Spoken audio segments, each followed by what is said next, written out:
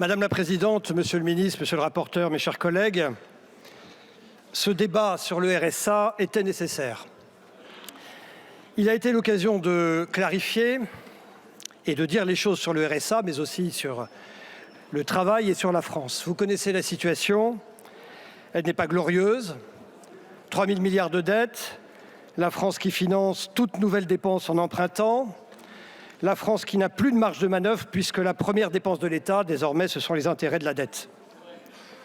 Toutes nos politiques publiques, toutes, sont affectées par cette faillite collective. Si nous voulons une meilleure santé, une meilleure justice, une meilleure éducation, il nous faut de l'argent. Et notre argent, qu'on devrait mettre dans nos services publics aujourd'hui, il s'évapore pour payer la dette.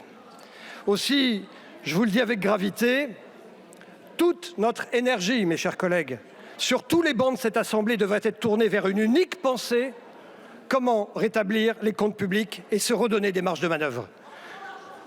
Pourquoi en sommes-nous là?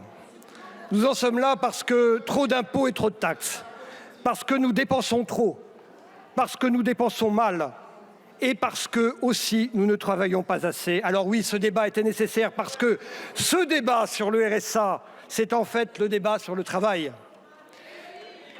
Nous, les Républicains, nous pensons qu'une partie de notre système social est dévoyée et désincite au travail au lieu de ramener vers le travail.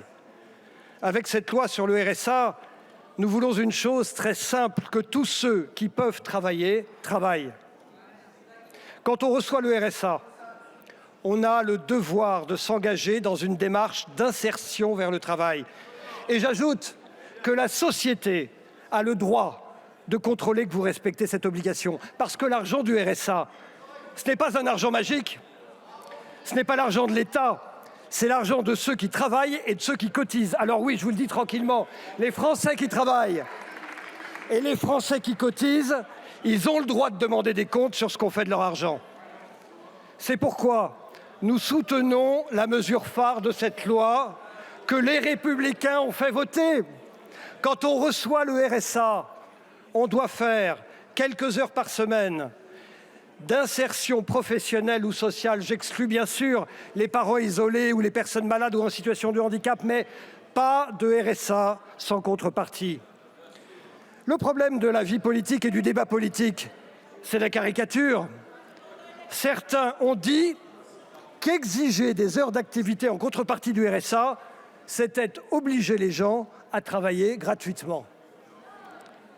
Quelle inotade, Madame la Présidente, quelle inotade. Ces heures, c'est évidemment une obligation pour le bénéficiaire du RSA. Mais ces heures, c'est aussi une obligation pour la société. Parce qu'aujourd'hui, quand vous êtes au RSA, une fois sur deux, on ne vous propose rien pour vous réinsérer. Avec le RSA, la société vous paye, pas grand-chose, et vous assigne à domicile, et se désintéresse de vous. Voilà votre RSA, débrouillez-vous tout seul. Ça aussi, mes chers collègues, ça doit changer. Ce qu'il faut bien comprendre, c'est que ce que vous allez voter, c'est évidemment à la fois une obligation pour le bénéficiaire du RSA de faire un stage ou une formation, en tout cas plus d'inactivité.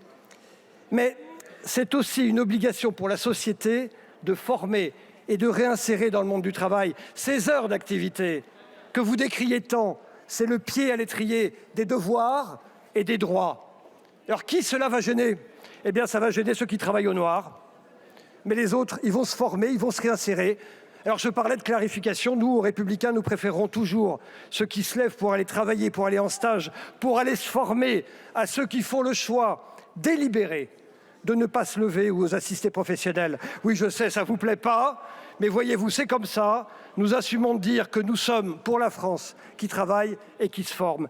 Mesdames et messieurs, tous les patrons de PME, de TPE, tous les artisans, les commerçants, les patrons d'EHPAD, d'hôpitaux, tous les maires vous diront la même chose, ils ne trouvent personne à embaucher. La réforme du RSA, c'est aussi parce que partout, nous avons besoin d'intelligence et de travailleurs. Nous pouvons faire le choix de ne rien faire, mais ne rien faire, c'est abandonner les bénéficiaires du RSA à leur isolement en prétendant les défendre. Oui, mesdames et messieurs de la LFI, je vous entends, mais il n'y a pas de pire ennemi des Français au RSA que leurs faux amis. Voilà, mes chers collègues, parce que vous avez compris que le pays ne se sortira du gouffre dans lequel il s'enfonce que s'il travaille, vous voterez, comme les Républicains, pour un RSA qui ramène au travail et pas pour un RSA qui anesthésie, enferme dans la pauvreté et, contrairement à son but initial, exclut lentement de la société. Merci beaucoup, mon cher collègue.